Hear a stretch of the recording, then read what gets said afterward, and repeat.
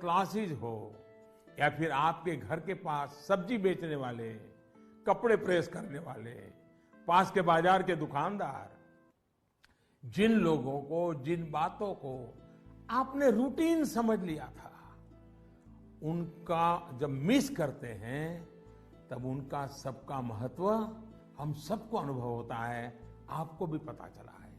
इसलिए इस दिशा में आपको लगातार जागरूक रहना चाहिए और लाइफ लॉन्ग इस लेसन को याद रखना चाहिए। कोरोना के बाद भी इन चीजों की उपेक्षा नहीं करनी चाहिए। वहीं आपको यह भी याद रहना चाहिए, जीवन को सच्चे अर्थ में जीने के लिए कितनी कम चीजों की जरूरत होती है। दूसरा, इस एक साल में आपको कहीं ना कहीं जाने अनजाने में आपको खुद के भीतर झोंकने का, खुद को जानने का एक अवसर भी मिला होगा।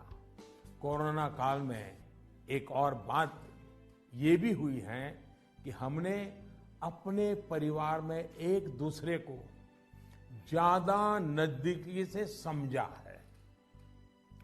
कोरोना ने सोशल डिस्टेंसिंग के लिए मजबूर किया, लेकिन परिवारों में इमोशनल बॉन्डिंग को भी इसने मजबूत किया है। कोरोना काल ने यह भी दिखाया है कि एक संयुक्त परिवार की ताकत क्या होती है, घर के बच्चों के जीवन निर्माण में उनका कितना रोल होता है। मैं चाहूंगा कि सोशल साइंस के लोग, हमारी यूनिवर्सिटीज इस पर रिसर्च करें, कोरोना काल के फैमिली लाइफ पर स्टडी करें, कैसे इस संकट से मुकाबला करने में संयुक्त परिवार ने समाज को ताकत दी। इस पहलू को खंगाले।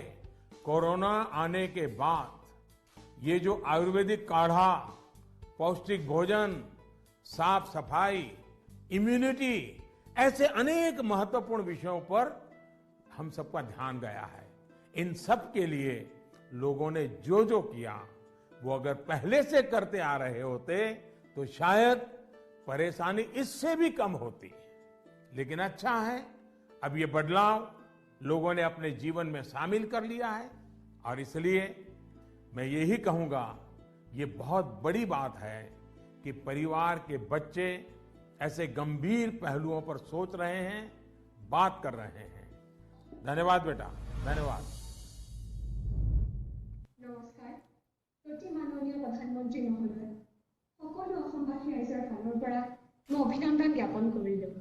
माननीय प्रधानमंत्री महोदय, मैं कृष्टि सैकिया केंद्र विद्यालय IIT गुवाहाटी की 10वीं कक्षा की छात्रा हूँ और समस्त असमवासियों की ओर से आपको प्रणाम। सर, नई पीढ़ी की एक बच्चे के तौर पर हम अपने पेरेंट्स और अपने बीच की जनरेशन गैप को हमेशा कम करना चाहते हैं। तो प्राइम मिनिस्टर साहब, हम ये किस प्रकार कर सकते हैं? कृपया अपने मार्गदर्शन दीजिए। क्या नाम बताया बेटा? Sir, Christy Saikia. इतनी बढ़िया हिंदी कैसे बोल लेती हो? धन्यवाद सर। चलिए, आपका सवाल तो